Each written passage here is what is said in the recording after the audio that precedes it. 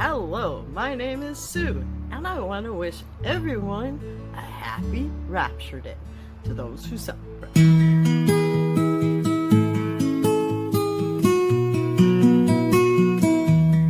As far as the Rapture goes and everybody trying to be prepared, I've seen things like you should be wearing clean underwear. I kid you not, I saw this on somebody's YouTube. Because just in case it flies off, you don't want it landing on somebody's head. It's supposed to happen today or tomorrow, and we don't know what hour, because we have to include that despite the fact that we're all making conjectures about what day and what hour. I'm kind of expecting to still be here, and anybody who'd like to see a really good podcast is a mind shift and a dare for the folks who are saying a day and a definite hour, or almost a day and almost an hour. So, highly recommend that. And I was telling one of my neighbors something about this, because we're going to a thing called Story Click at Shoot Park, which I will be making a video about at some point shortly. It turns out she's 90. I said that I'd come down off the roof in 1978. And after being up there since 1974, she said that it was the thing when she was a little kid. So when I was in Poway, California, we went to this church in Rancho Bernardo with, I think it was Rancho Bernardo, with my parents' friends' kids. They picked us up on a bus and we got a candy bar for going. And they led, they had a hellfire and brimstone sermon and scared the crap out of my sister. This is the way I'm remembering it, and she probably has an entirely different story, I would imagine. But the only reason I remember going up to the altar was to hold her up because she couldn't walk herself. And so we went up and we did the whole prayer thing. And the next thing I know, I'm learning all the books of the Bible, and I'm like Genesis, Exodus, Leviticus, Numbers, Deuteronomy, Joshua, Judges, and Matthew, Mark, Luke, John, Acts, Romans, 1st and 2nd Corinthians, 1st and 2nd Chronicles. I think I left something out. John, George, Paul, Ringo, you know, whatever. But I don't know. I learned that 40, 50 years ago. I was ice skating when I was, until I was about 17, I think. And, but when I wasn't in the rink, I was in the, I was at church. And some people asked me, I told people I'd been in a religious cult. They said, oh my God, what kind of religious cult was that? What they call themselves? And I said, Methodists. So I have been baptized 3 times. I was baptized Presbyterian as a small child, a little tiny baby, and they dripped the water on my head. And then I was baptized as a teenager Methodist, and they, I think, pour the water on your head, and then it's a little confusing. It's hard to remember. And but then I was baptized Baptist because the family I was living with in my last year in high school were Baptist, and the only acceptable form of baptism is it is dunking. So I was dunked, I was poured, I was really, really well baptized. I was a little bit afraid of the Pentecostals because they kept talking about baptism by fire. So, but I used to be 6 feet tall and I shrank. Anyway, I am under 5 feet tall. Again with the jokes. My mom assigned me to join the campus program, so I went to the Christian Fellowship and the Spotlighters. And the fellowship didn't have a lot going on that day. So we went and we started witnessing to folks, and you'd tell them the 4 spiritual laws. It was a little teeny tract book. It was the goldenrod colored tract book, and you would tell them how they had a hole in their heart and only Jesus could fill that. And then lead them through the sinner's prayer and make a convert.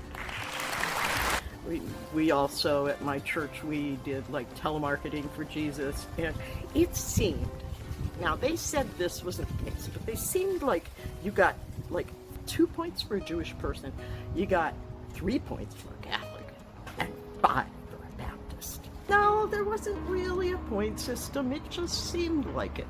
We sang with the King's Kids group, and we sang something by John Fisher called The New Covenant, and that was released in 1975. And then some Evangelical Dale Productions, pick 'em up right now at quite a reduction. Got all kinds of shapes and sizes. Da da da da, bonus prizes. Yep. And then we sang something after that called Naphtali, and that was a whole musical, and it was kind of a reaction to Godspell, Jesus Christ Superstar, and those sorts of things that were going on at the time. And we were not allowed to watch Superstar because it was facetious, and we weren't allowed to watch Godspell because they portrayed Jesus as a clown. But we were allowed to watch, and forced to watch, in some respects, A Thief in the Night. A Thief in the Night is now classified as a horror film, and it was, I think that's the one that goes in, there's an alarm clock, and she just, and it goes off, and there's all these things that happen, and the tribulation, and the number on the side of the head, and all this stuff. And then, at the end of the film, it swings back around in the alarm, and like, she's, oh, thank God, I wasn't really in that, I got raptured. And then the alarm clock goes off again.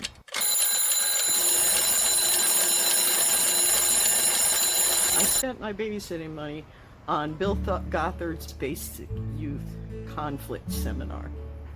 It was like $200, and we got this red book, and we had to go for like a week. There was a Billy Graham thing right about then too, and that was around about the time of the I Found It campaign, so it kind of gets all mixed up. One thing that he did have us do was look up our name and find out what your name means, and Susan means Lily. And and then you were supposed to choose a scripture that matches your name. So mine is Matthew 6:28 through 30. And why are you anxious about clothing? Consider how the lilies of the field grow. They neither labor nor spin. Yet I tell you, not even Solomon in all his glory was arrayed like one of these. So back to the dude, because like, I'm being very silly, but what happened to me was not very silly. I was doing this witnessing, and for the next year or so, it was in 1977, for the next year or so, the guy that we witnessed to stalked me. We fast forward to 1978. I just spent the summer working on Candid at Penn Festival Theater, but I had moved out because my father had demanded that I give him my student loan money. Another tributary, and yet another thing that fathers probably should not do to their daughters. And I came home one night, and I was going to go study, because at the time I wasn't just taking the engineering courses, I was thinking about switching into theater, so I was taking a full slate of undergraduate courses at Penn State as an engineering student. And then I was taking a graduate course in costume history at Temple. And because I really am trying to avoid talking about this, I think. The dude that we witnessed to, man, that way back from the beginning of the story, he was in the apartment, and guy was a great deal bigger than me. Now, he didn't make it quite where he wanted to go, but in a dark room, guy on top of you, yeah, a pretty good indication where he wanted to land up. People are like, well, if he tried, why didn't he actually succeed? And because I pushed him off, and I wedged my arm underneath and just shoved him off. And I ran out of the apartment. I don't remember everything. I just don't remember everything, and I had to go over it to the police. And because I reported it to the police, then I got kicked out of the Christian Fellowship because I didn't go through the church, because I went through the police and the government, and the guy who is trying to commit a crime. I don't know. I never understood this. I have never understood this. But if my memory serves me, it is Matthew 18:15 through 17. If your brother sins against you, go and tell him his fault between you and him alone. If he listens to you, you have gained a brother. But if he does not listen, take one of the others along with you, that every charge may be established by the evidence of 2 or 3 witnesses. If he refuses to listen to them, tell the church. And if he refuses to listen even to the church, let him to be to you as a Gentile and a tax collector. And that is the verse that they quoted, and they told me that I was supposed to have followed that procedure. I'll tell you what, I think being alone with my brother was one of the biggest problems in the first place. So they took away my support group. I had just moved there recently, and I had moved so many times in my life, and I always had to hit the ground running and make friends real fast, or just not. I spent a lot of time alone and a lot of time in my room, because I was always on restriction for some damn thing. And I don't know, if you go into church 7 days a week, and skating 7 days a week, and going to school, I'm not too sure where you find time to make problems bad enough that you spend your life in your room. But there we have it. It's my family. I didn't remember most of my childhood, but it turns out the Beatles are the background track to my entire life, more or less. I became so enamored of George in the first place because after these events, I really crashed. I crashed hard.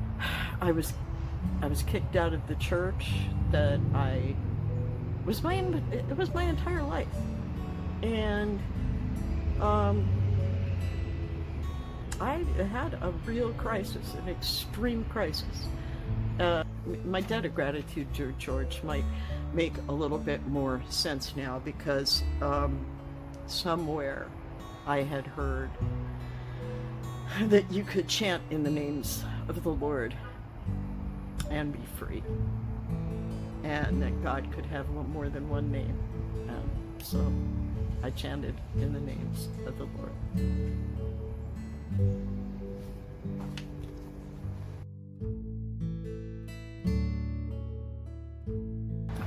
So as far as Rapture Day preparations, I have made none this year.